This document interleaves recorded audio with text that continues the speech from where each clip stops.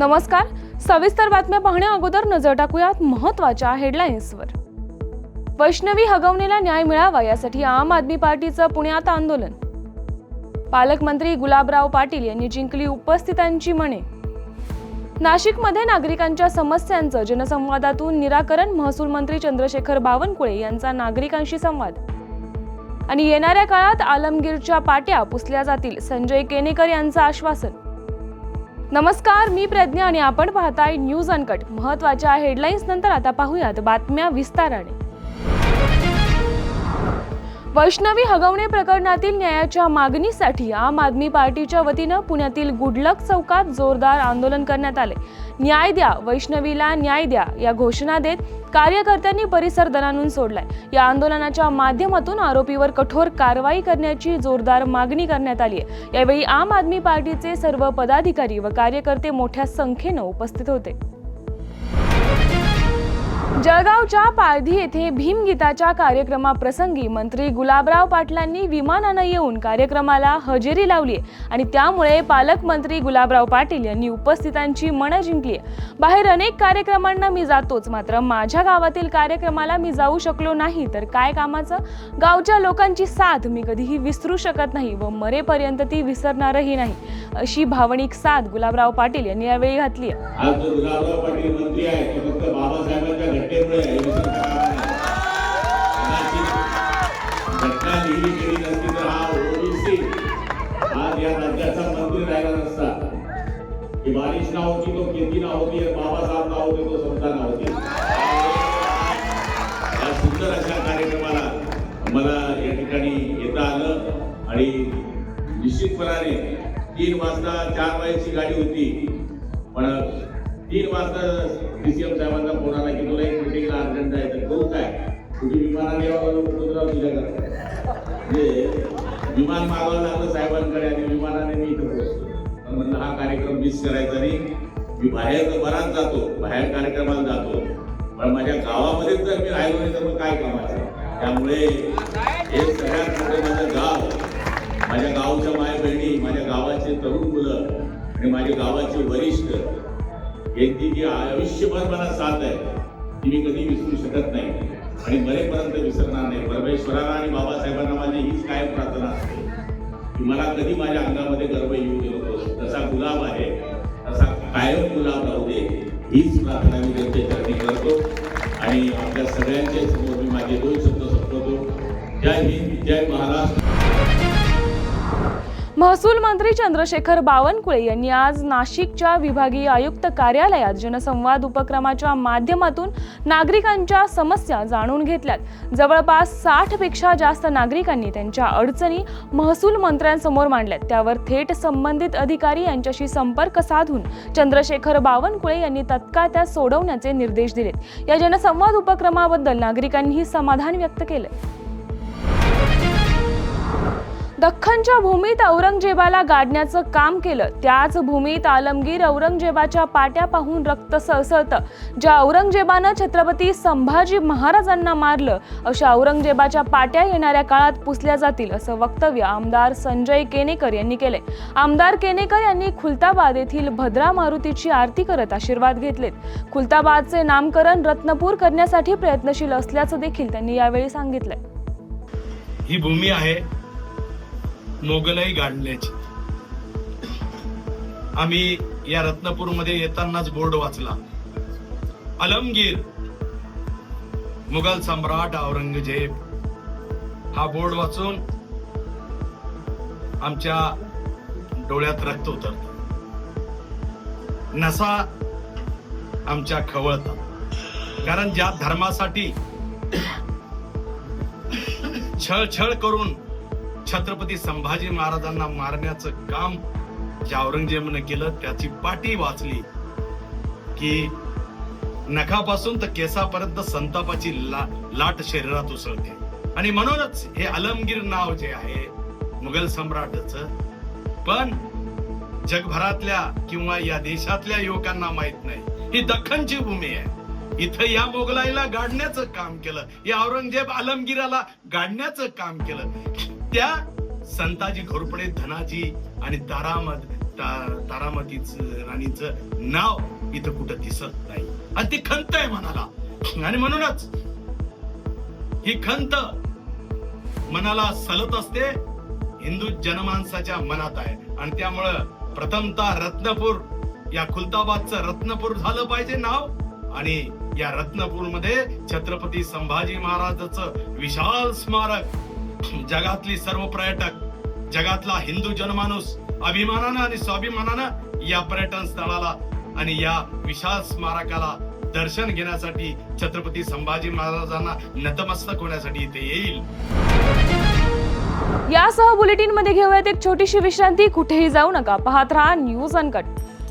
ऐतिहासिक वारसा लाभलेला मराठ मुलूक महाराष्ट्र. या महाराष्ट्राला विविध रंगी छटा आहेत. साहित्य, कला, पर्यटन, नृत्य, भाषा, संत परंपरा अशा विविधतेने तो नटलेला आहे. हीच गौरवशाली विविधता जपत सुवरंग मराठी केवळ महाराष्ट्राच्या सांस्कृतिक संहितेपुरते मर्यादित न राहता समकालीन नवकल्पनांवर आधारित कार्यक्रमांद्वारे मराठी मनोरंजन विश्वात स्वतःची एक अनोखी जागा निर्माण करत आहेत. मराठी मनोरंजन क्षेत्रातील उत्तम दिग्दर्शक, लेखक आणि निर्मात्यांच्या प्रतिभेचा पुरेपूर वापर करून मनोरंजनाचा आगळा वेगळा रंग उधळण्यास आम्ही सज्ज आहोत. स्वरंग मराठीचे उद्दिष्ट मराठी मनोरंजन क्षेत्रामध्ये मनोरंजनाची वहिवाट सोडून, रूढीवादी पद्धती तोडून मनोरंजनाचा समृद्ध अनुभव प्रदान करून देण्याचा आहे. म्हणूनच यात विविध पद्धतीचे मनोरंजक आणि माहितीपूर्ण कार्यक्रम स्वरंग मराठीवर बघता येतील. शेवटी एकच, धकाधकीच्या जीवनात धांगडधिंगा करण्यापेक्षा बसूया, हसूया, गाऊया, जगूया. नाती गोती श्रावण मोती गावामधले जीवंत रंग. नाती गोती श्रावण मोती गावामधले जीवंत रंग. चला जोडूया, चला पाहूया, जशी संस्कृती तसा स्वरंग. विश्रांतीनंतर सर्वांचं स्वागत. पाहूयात उर्वरित काही महत्त्वाच्या घडामोडी. पुणे महानगरपालिकेने एक ऐतिहासिक पाऊल उचलत तृतीयपंथीय समुदायासाठी भारतातील पहिली विशेष शौचालये पुण्यात उभारली आहे. या उपक्रमामुळे या समुदायाला सार्वजनिक ठिकाणी होणाऱ्या गैरसोयीपासून मोठा दिलासा मिळणार आहे. तृतीयपंथीय हक्कांसाठी गेल्या 2 वर्षांपासून लढा देणाऱ्या डॉक्टर आम्रपाली मोहिते यांनी या प्रकल्पाला यशस्वी केल्याबद्दल समाधान व्यक्त केले. ही केवळ सुरुवात आहे. सरकारी कार्यालये, रेल्वे स्थानकं, बस स्टॉप्स आणि गर्दीच्या ठिकाणीही अशा सुविधा पुरवणं गरजेचं आहे, असं त्यांनी यावेळी सांगितलंय. आज पुण्यात आपण आहोत. आज पुण्यात पुणे महानगरपालिकेने एक अनोखा उपक्रम राबवला आहे. तृतीय पंथीयासाठी त्यांनी वॉशरूम अवेलेबल केले आहेत. या लोकांसाठी होणारा जो त्रास आहे हा कमी करण्यासाठी पुणे महानगरपालिकेने पुरुषांसाठी, स्त्रियांसाठी तसेच तृतीय पंथीयांसाठी सुद्धा वॉशरूम्स उपलब्ध करून दिले आहेत. या वॉशरूमसाठी ज्या ताई होत्या त्यांनी जो लढा दिला 2022 त्या लढा देत आहेत. आपण त्यांच्याशी याबाबत जाणून घेऊया.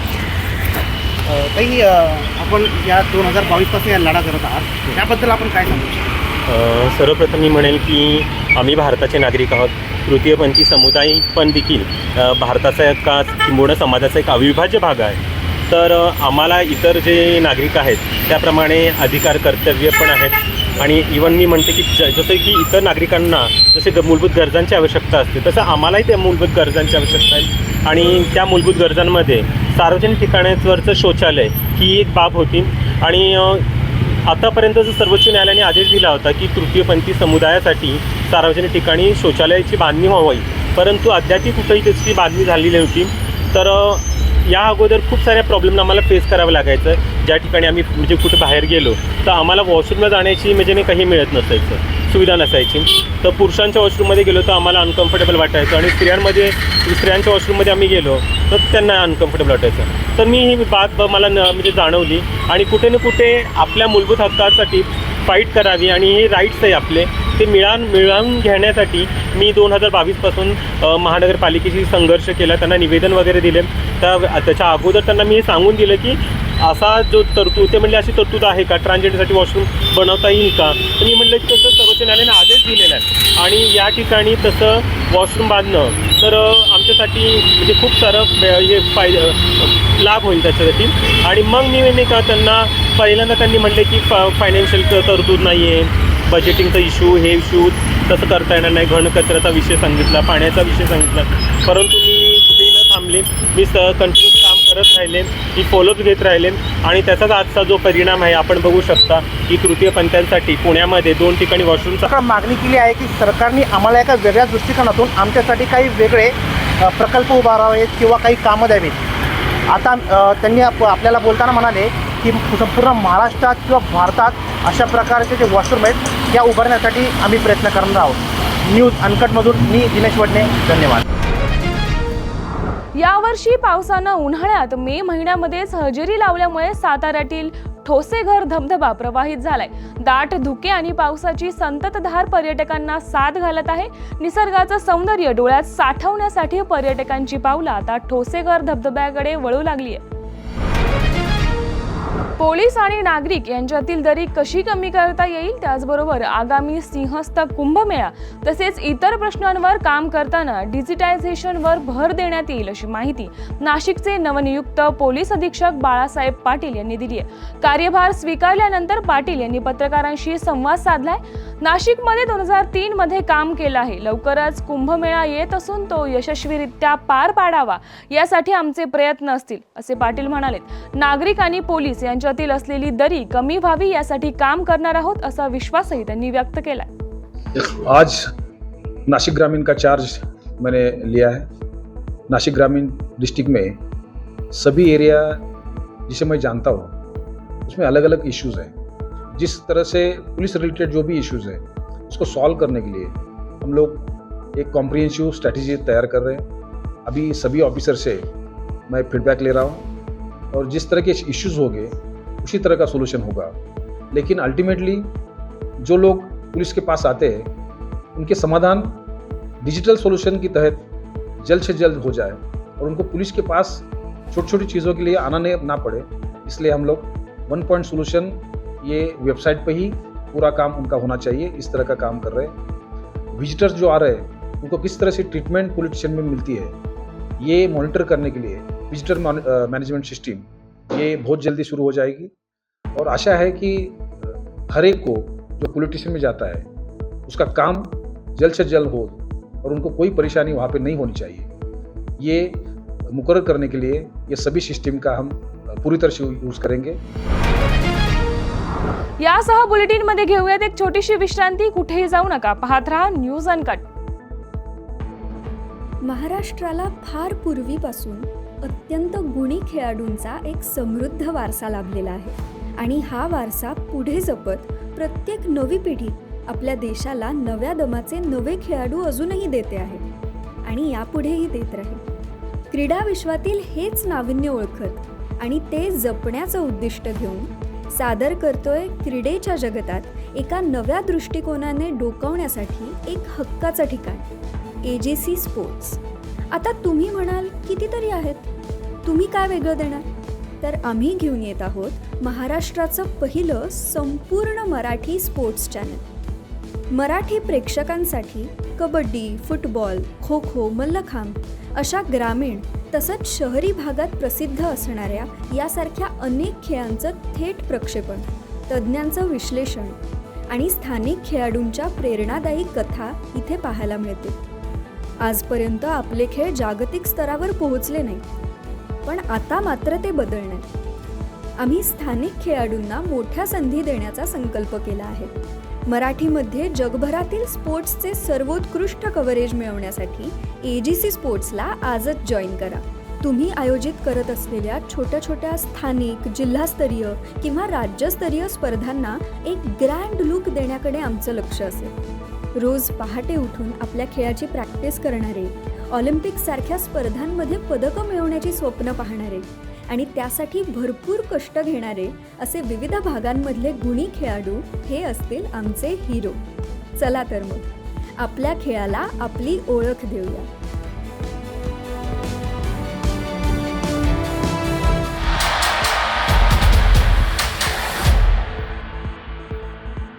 विश्रांतीनंतर सर्वांचं स्वागत. पाहूयात उर्वरित काही महत्त्वाच्या घडामोडी. पदवीधर बेरोजगारांसाठी येत्या 29 मे रोजी सकाळी 10 ते 6 या वेळेत गोंदियाच्या फुलचूर येथील लकी लॉन्स येथे भव्य रोजगार मेळाव्याचं आयोजन करण्यात आले. यात 40 नामांकित कंपन्या सहभागी होणार आहेत. बेरोजगार युवकांना या माध्यमातून रोजगाराची संधी प्राप्त होणार असल्याचं शिक्षक मतदारसंघाचे आमदार ॲडव्होकेट अभिजित वंजारी यांनी पत्रकार परिषदेत सांगितलंय. उद्देश आहे की पूर्व विदर्भातल्या लोकांना त्या ठिकाणी रोजगाराच्या संधी मिळायला पाहिजे.